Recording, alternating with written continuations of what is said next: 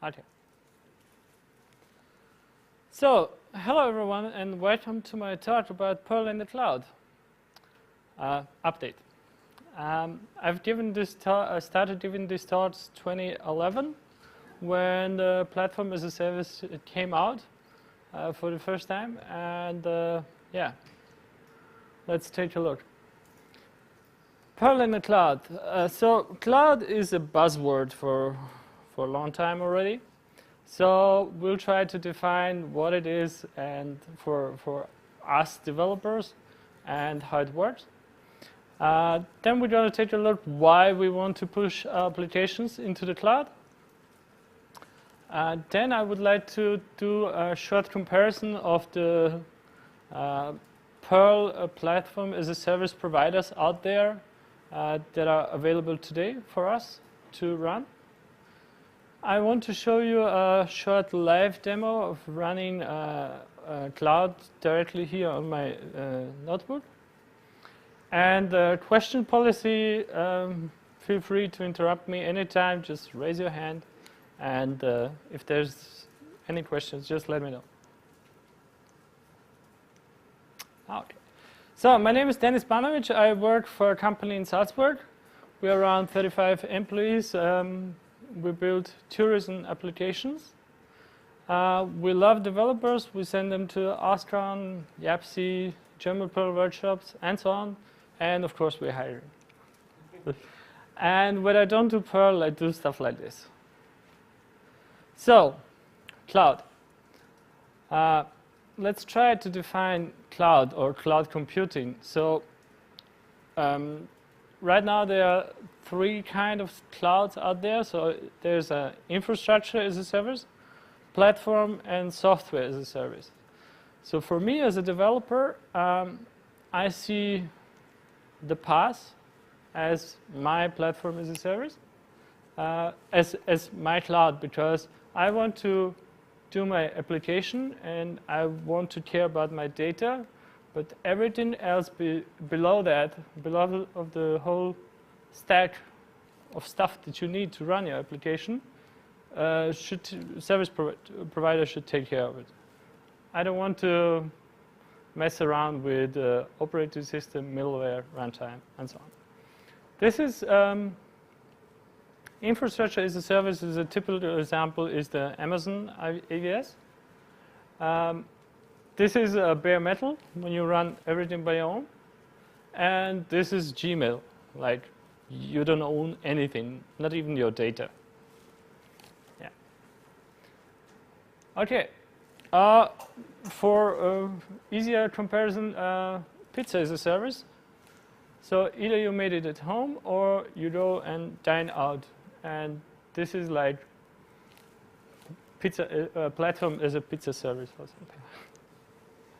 Okay. Just a short thing. Today we heard about Docker. Who's been here for the Docker talk? Yeah, a few guys. So, where would you fit Docker into this thing? Anyone? Just scream. Sorry? In the runtime. Virtualization? Well, I would put it in the middleware, because it sits on the top of the operating system and talks to the kernel and to the somewhere in between. So that's where Docker sits. And actually, the platform as a service are more or less jumping onto Docker and will be implementing Docker as their runtime kind of thing. So basically, you can take your container and put it in a platform as a service. This is coming with the next releases of the platform as a service. So why? Why do we want to do this? Now the first point is it says availability, but I'm not talking about availability when you think of it as is my server available and so on, but like if you remember in the early days when you wrote your application, you had to go out and buy a new server for that to run it. Then the virtualization came out, and you don't have to buy a new server, you just create a new one. But in usually to get a new virtual server, you have to go to your ops team and say, okay guys, I need a new virtual server, and it's going to take a few hours till you get it, or days maybe, I don't know. But here when you run a platform as a service in there, all the services that this platform provides are available for you just in time. So when you need, for your application, when you need a MySQL server, you just say add MySQL server to it, and the platform provides it for you. It will start a new instance of it, it will configure it, it will give you the access data to it, and so on. And it's as a service there. It's great for quick testing. If you want to just give it a quick shot on I don't know, a new application you want to test, this is very easy to go and set it up. Less ops and more dev. Because ops is kind of a service in there, you don't have to do it anymore when you set it up once. Yeah. So you can spend more time doing your development. And if you do it right, you have the same stack running on your dev machine, on your stage, and on your production. So no more checking, oh, is this version here the same as on production or on stage, and so on. Platform as a service has also a very nice and smooth way to scale your apps horizontally. So you can say, okay, I want 1 gear. This is how they call the instance of it. I want 1 gear to run my application, or I want 10 gears to run it. So, and then you say, okay, in the morning there's not so much happening, so it's enough to have 2 gears. Or you can let the platform as a service decide on its own. So when it says, okay, we're getting more and more requests, it will just spin up more and more instances of it. So that's very nice. More stuff why you want to do this.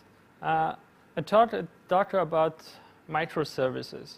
So when you write cloud apps, think of, I don't need a new server for a service. I just want to consume it. So you don't think about, like 10 years ago, okay, I need 1 server, 2 servers for this and that. And the microservices,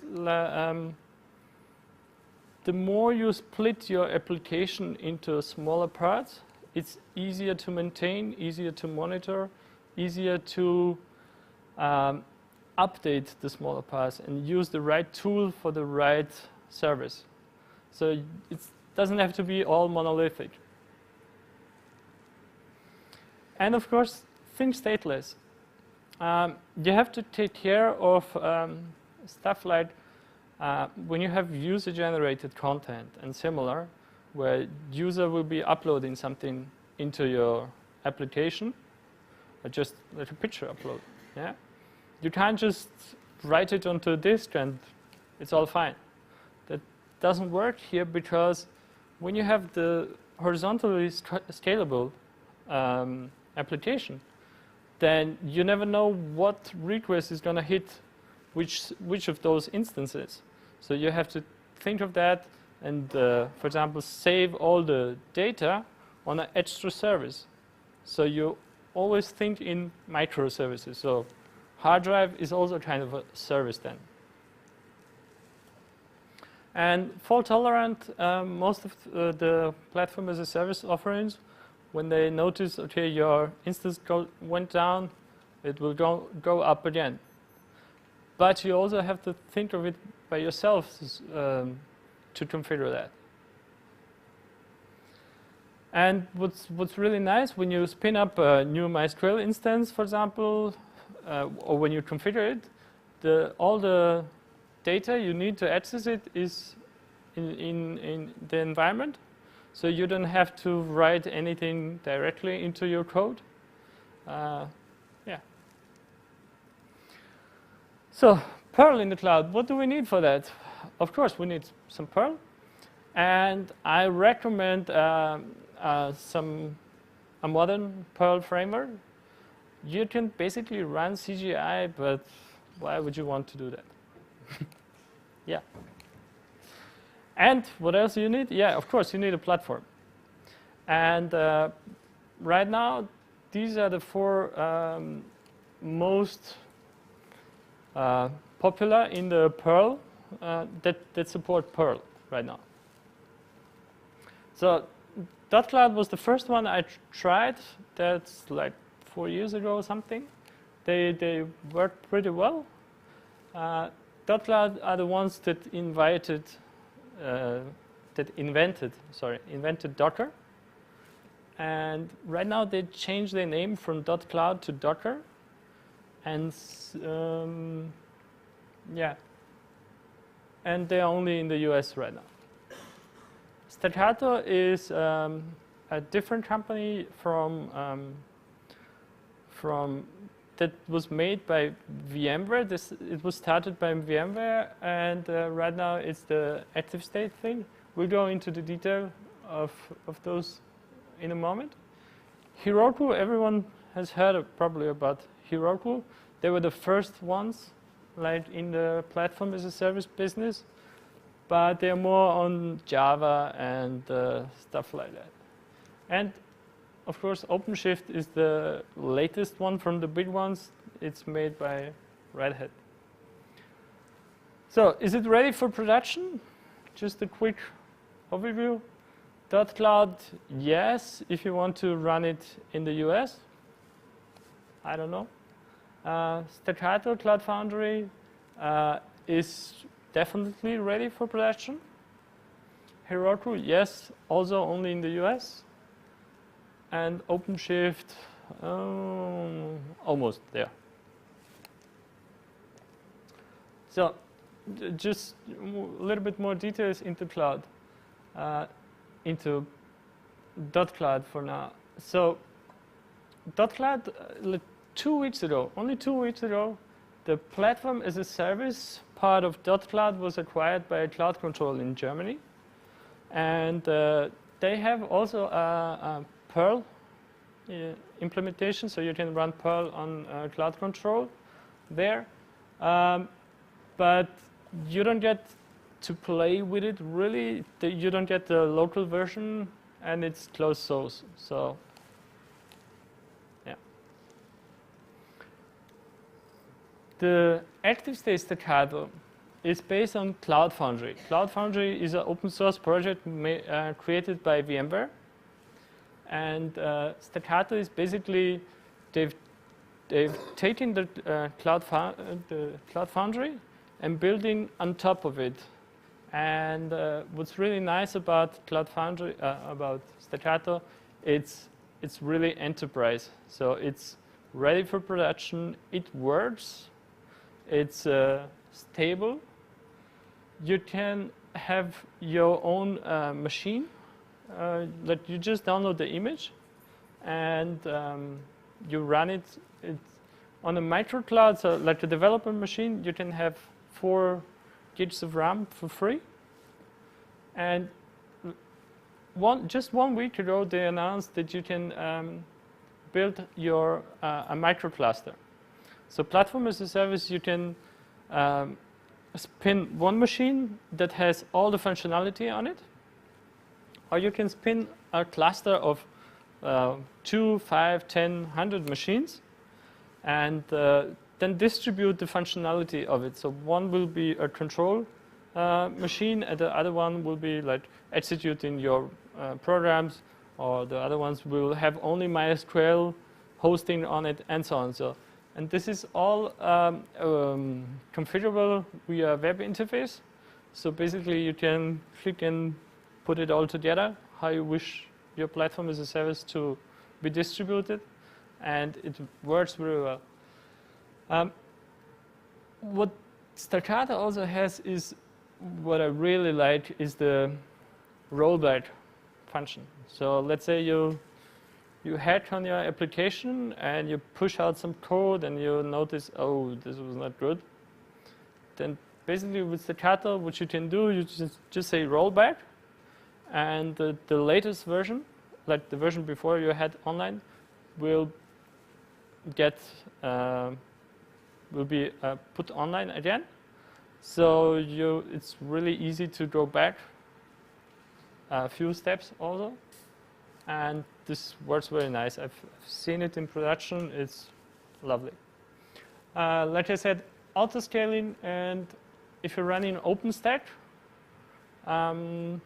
Staccato can talk with OpenStack and say, okay, I need more machines, and no, I'm not. You can shut down 3 machines, so it's very elastic.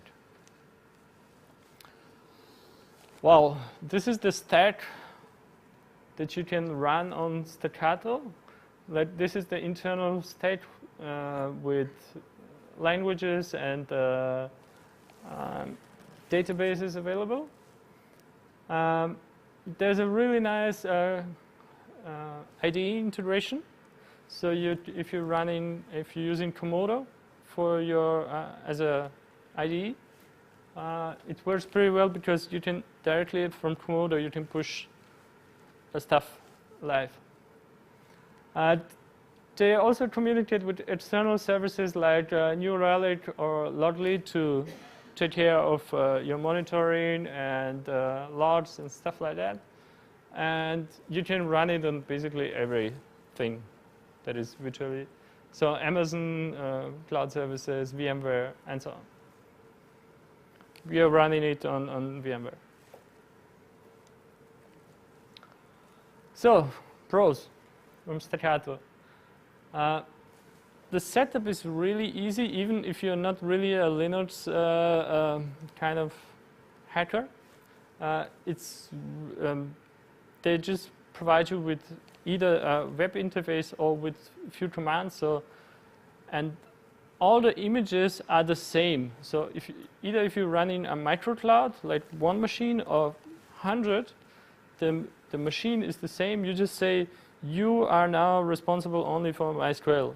And the thing will just reboot itself once, and then this machine is responsible only for MySQL, for example, and so on. Like I said, administration, web interface, auto-scale and rollback, ID integration, really nice.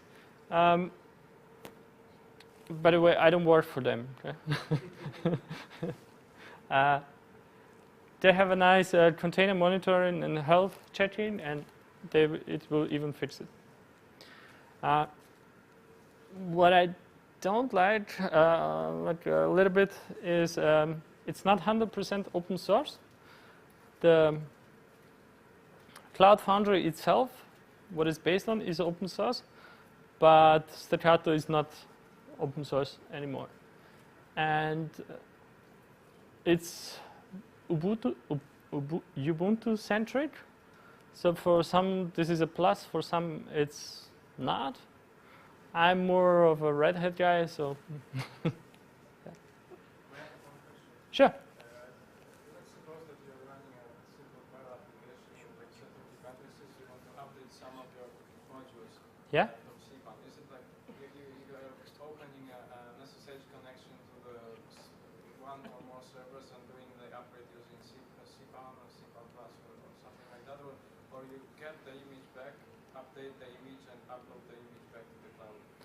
You basically just push your code once again out, and on this stage it will, if you say so, download the latest stuff from cPaaS and update it if you want to. So does that make sense? You're downloading the packets locally? No, you're not. You're not. Yeah. I will show you. I will try to show it afterwards in the demo. In the when you push application outside, you just say, I need these modules. You just give it a version, but you don't have to. And if you don't give it a version, it will install always the latest one. Okay, so there's some Perl specific tool that allows you to do that. It's not really Perl specific because they support a lot of languages, and most of them have some kind of cpan. So you just say inside, I need this module, and because it's Perl, he knows, yeah, module RTL, it's chat cpan. But you can also configure your own cpan and your own. It's really easy configurable. Okay, more questions? No. Okay. So Red Hat OpenShift. From the big players, they are the youngest ones. And what's nice about them, it's open source. They come in 3 versions. The enterprise, the origin, and you can even have it hosted right now for free. So they're really trying to get some developers involved into this. You can have up to 3 years for free up and running. So if you have a Dancer implementation with MySQL and a cron job that you need, they will host it for free. So like in Staccato, you can have the microcloud, so one machine, or you can set up your own cluster of machines. And they also let you make your own cartridges. Cartridges are these kind of images. So you can run, if you don't like the Perl version they provide you with, you can create your own. So you can run the latest one or some. This is the OpenShift stack. As you see, it's a little bit smaller than the Red Hat, than the Staccato one. But still, you get the Perl and all other stuff you want to run. On GitHub, there are a lot of templates. For example, if you want to run Dancer, it's 2 lines of command line, and you have your Dancer application ready for this, up and running. Just you go on GitHub and search Dancer OpenShift, and there's this template, and you're ready to go. Right now, the OpenShift is based on Red Hat 6, which means it's stable, but it also means it's old, kind of 5 years old or something. So right now they're working on the next version that will be based on Red Hat 7. There you get all the newest stuff, Docker integration, and so on. So pros, the setup is not 100% polished, but it's way better than it was a year ago.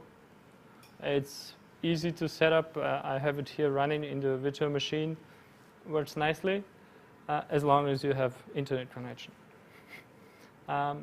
Autoscale, and it's 100% open source. So no matter if you're running a 1 machine or 100, you can run it completely for free. It's yours. In OpenShift, what I really like about OpenShift, they have a nice Git integration. So when you push your application live, basically you're just doing a Git push. That's it. And they have some hooks in there, and will then download all the modules you need, restart the application on the server side, and so on. Everything is just Git push. Health monitoring and fixing is not as good as on Staccato right now, but I'm sure they will work on that also. So cons, it's Red Hat centric. So you're running Red Hat 6, and it's still under heavy development. So the The API changes from time to time, and so on. So, but they're getting there. I've seen a lot of improvement on this version, and on the next version probably even more. Okay, now I need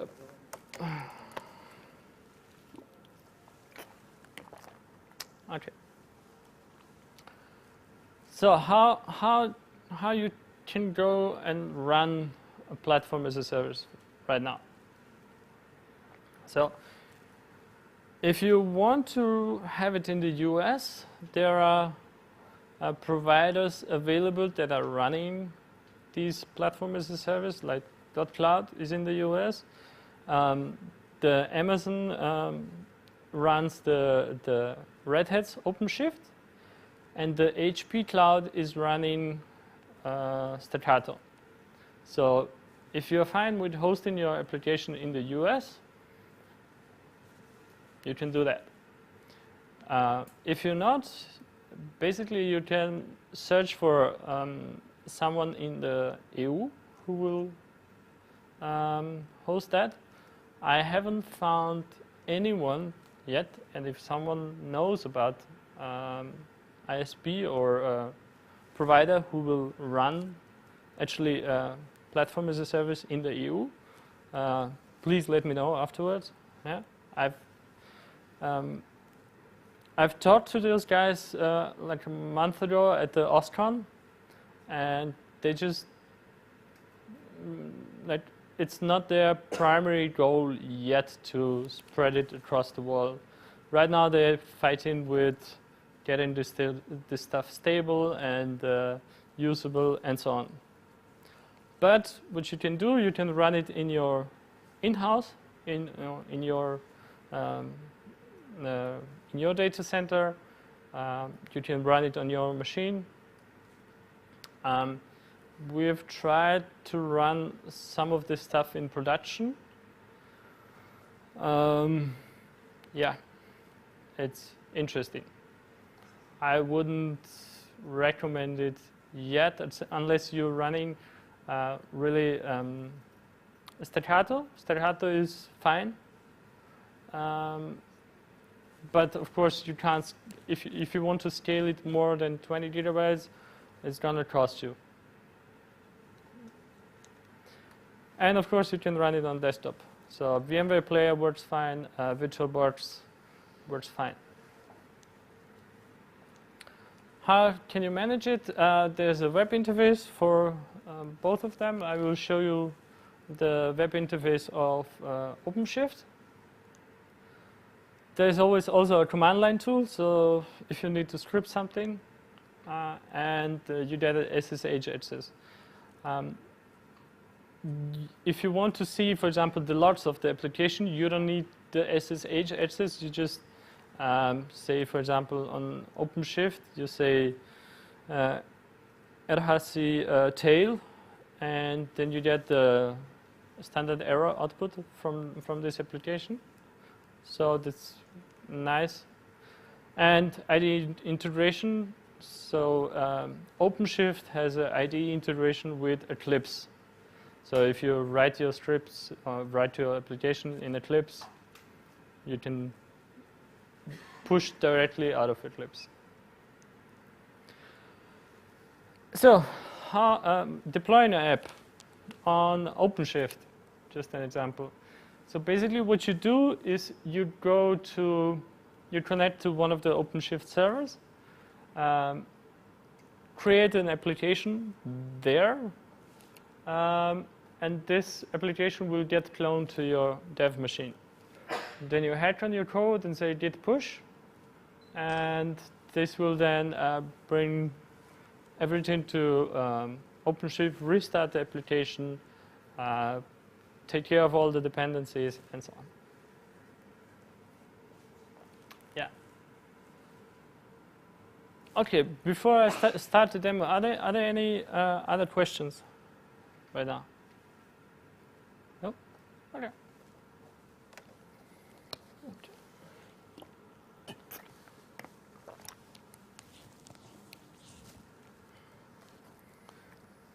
Okay, we're gonna do now. Okay, so let's start with.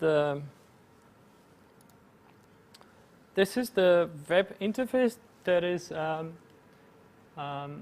from OpenShift. It's running on my local machine in the virtual box. Yeah. I have two applications running right now. Yeah, that's about it. You can, yeah. Here, this is basically just for administration of your of this small server. You can create the application also here. So if someone is not really happy with doing command line, you can click here and say, okay, add application, and just let's say I search for Perl. Should I make it a little bit bigger? Is it better? So, and then it says, okay, Perl 510. I know it's Red Hat 6. Okay, yeah, I'm sorry. Yeah, but this is what you get. Okay, that's about it. So now I will show you. Let's try to create an application. So what I will do, I will just make. So this is the. Can everyone see that? Yeah. So what I will do, RHC, okay, is the command line tool for to talking to the OpenShift, and then I say app create, name of the application, and what is it? So Perl 510, and then let's do this. Fingers crossed. Okay, looks good. Why did you choose 5.10? I'm assuming it's not the only one available. There's a 5.16 available, but not on this virtual machine. And if you have more than one, you can explicitly define it. Yeah. Okay, perfect. Great time for question. So, what happens right now? So, I said create the demo application. So, he created the application, checked that the DNS is available. This is the URL. We can access it then right now. I can SSH into the application by just copy pasting this URL. And I can git clone it with this. And it's very nice to just clone it where I just created. So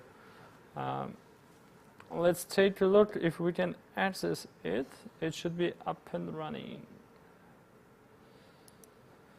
So it's at HTTP, no, HTTP demo. Not HTTPS, HTTP.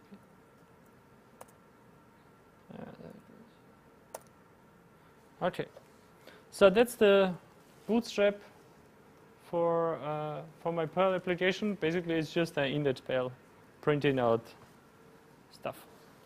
So is this completely locally now? Or? That's everything running on my machine. Virtual machine running here. That's the Oracle VirtualBox running here. That's it. Nothing more. Okay. So what we can do now is we can go into the here, and we see the demo application just came over here, and this has Perl 510. So, and what I'm going to do now is I will add MySQL to that.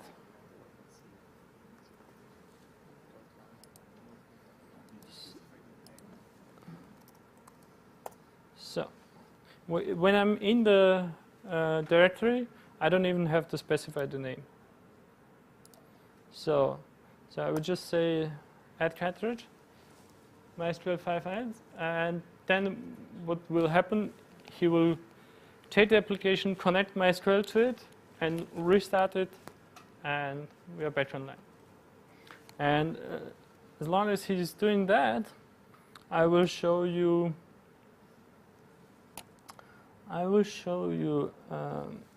something different. Where is it?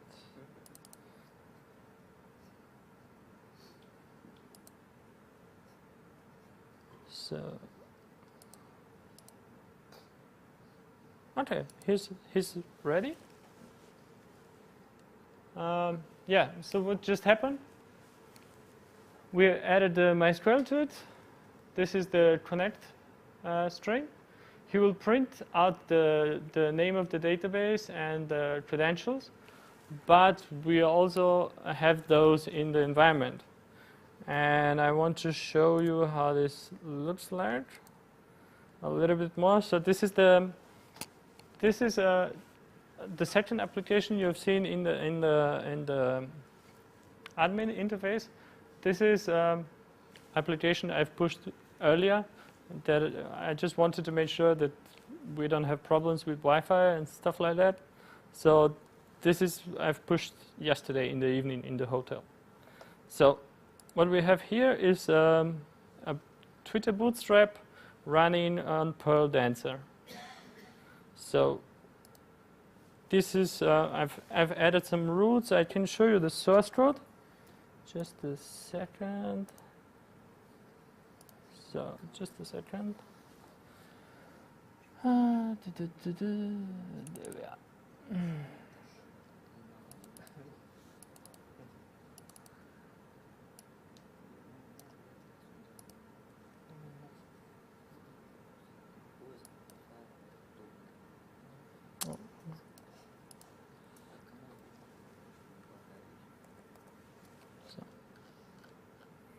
So that's the source code of the application. I've added some modules that even need HSS. I've added DBI, some roots, basically just the basic Dancer stuff.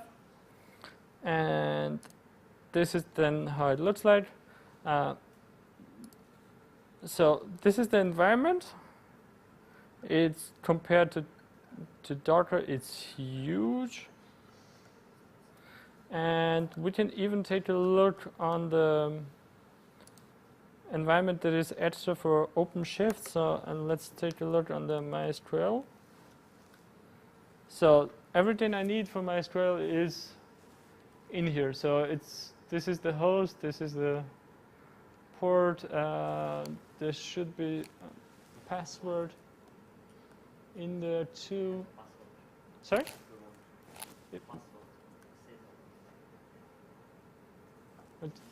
Oh, okay, here it is.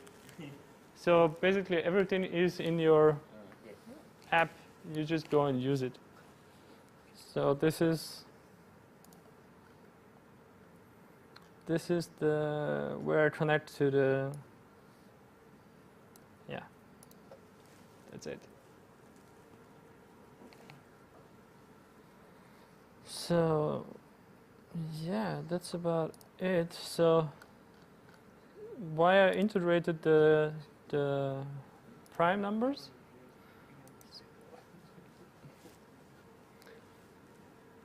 As we see here, the application is now running on two different gears. I'm printing a gear here. So if someone wants to guess a prime number, let me just scream it out. I will say 85. Oh. So 67. Yes. Someone wants to guess? No? Okay. Okay, that's about it. Database connection, yeah. Select now. That's it. And yeah.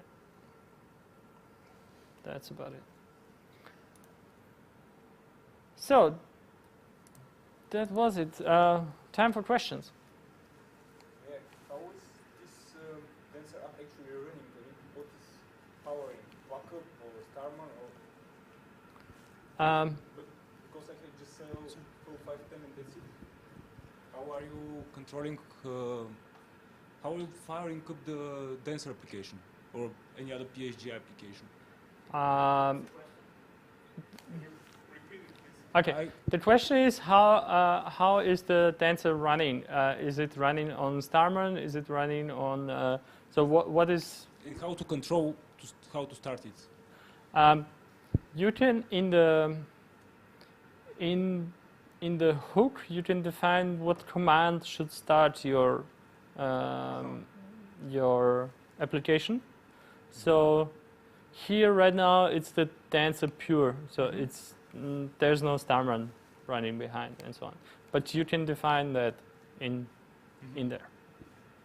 Yeah. I think. Yeah. Sure.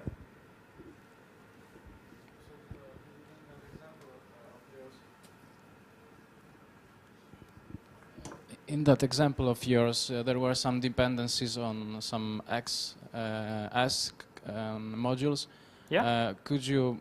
My understanding is that you would normally add those modules through that web interface. Is that the case? No. What you do is I can show you that. In the yeah. Wait.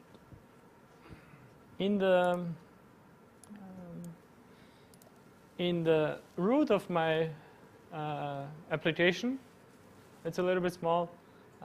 There's a file called deplist, and there's another. That was the version 1, and in the version 2 you have. There's a folder named .openshift that OpenShift will create for you, and there's the file called cpan.txt. And all these dependencies you just write in there. And then it will download it on pushing it out, and yeah. That's you have to fix them.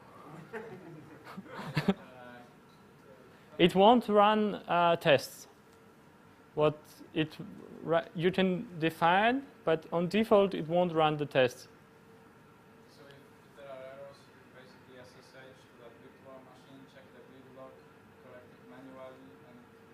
Yeah, you can do that. Yeah. How can you update the cpan modules on the if you want to update them? If there's one new version available on the cpan. Okay, you can if you don't write the version here, it will take the latest one. But you can write the extra version inside, so it will always take the test base 2.0. Yeah, if a new version is just available in the last hour, and I just want to force the update, I just need to go to that file and force the version I want. There's not a way to say please update all the cpan. No, not really. Right now,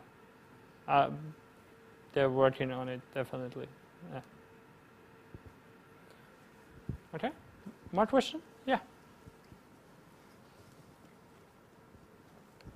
Yes, you explained something about Docker and these things. Can you tell us how you work with setting up new projects? When do you use Docker and when do you use something like that? That's a good question. Basically, I would say curiosity. Yeah. So Docker came out 1.0 like a few months ago, 3 months ago or something. So I decided not to play with Docker till it's 1.0, and then we started playing with it.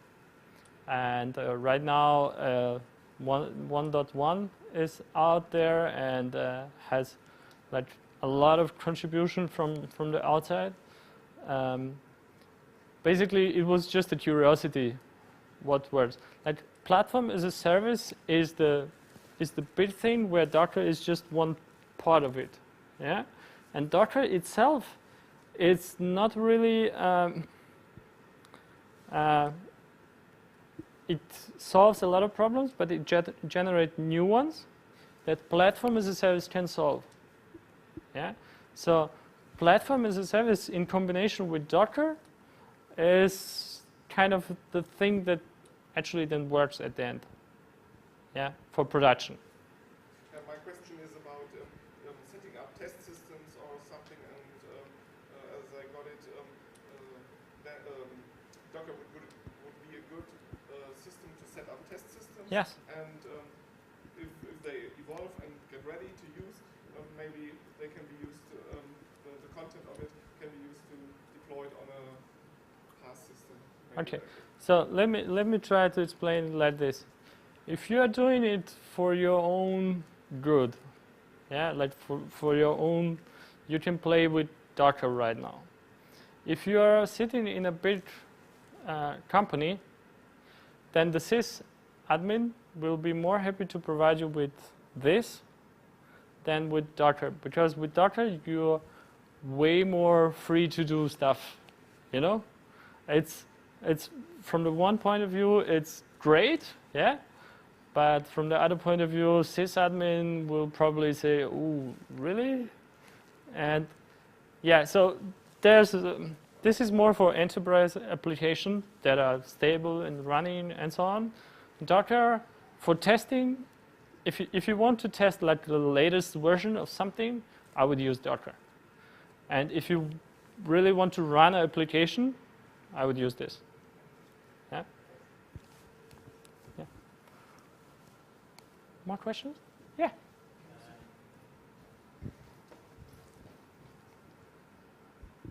So, do you know of any systems like this where you, if you're a large enterprise, where you can kind of commission your own internally hosted cloud services, if you will? Like who is doing this? Like if you are in a large enterprise and you don't want it out in somewhere else's hardware, for instance, you want to do that, but you want to still have the convenience of deploying this in-house. Are there any? Can you use OpenShift, for instance, for doing that? Or yes. So, like, there are really big use cases where, especially in the large enterprise, people are using this to reduce the lack of, okay, I need a virtual machine. And then they have a process in there for creating a virtual machine. So it has to be secure, this is all that things. So you wait like a day or two till you get your virtual machine, because the process is there. Yeah. And with this, they set it up once, and then you just consume the services. So I know, for example, that PayPal is doing this to develop their internal applications. And yeah, a lot of other companies too. So which of these systems here could you use kind of in-house to support that stuff? Is it OpenShift or is it any of the other ones? Staccato? Well, with Staccato, like, you get 20 gigabytes of RAM to do your own cluster. So that should be more than enough to run whatever your internal application you need. With OpenShift, you can spin up hundreds. Doesn't matter. Okay, but I'm talking about actually. So if you're a large company, you may not want to have your stuff on other people's hardware at all. Yeah. So can you use any of these systems to Yes. run on your? Both of them. Okay, So I don't see why the free 20 gigs has to do with that. you can use more than 20 gigs, but you have to pay a license for it. The Staccato is not open source. OpenShift is. So OpenShift, you can run 100 instances in-house or on Amazon or whatever you want. It's completely for free. Okay. Yeah. And on Staccato, you can, if you 20 gigs of RAM is enough for you, right now I would use Staccato. That's just, yeah. Okay. If there are any questions afterwards, please feel free just to interrupt me in the outside or somewhere. I'm happy to help. And also great for not only for this talk, but for all the talks. I would invite you to do the survey of the thoughts, to rate the thoughts, just because from this we learn how to do it better. Yeah. So if you don't like the thought, be specific what you didn't like, and if you liked it, also try to be specific what you liked about it. Thank you very much.